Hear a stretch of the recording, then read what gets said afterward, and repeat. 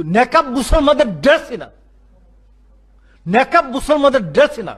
ইহুদি নারীরা যখন যখন অন্য ব্যবসাবৃত্তি করতো অথবা অন্য কোন নিষিদ্ধ কার্যক্রম করত তখন নেকাব পড়তো।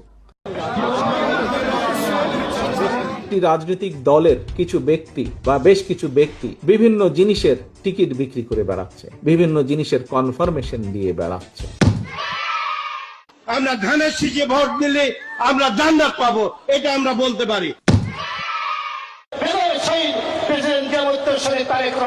তার নাম উচ্চারণ করতে হলে উঁচু করে করবেন।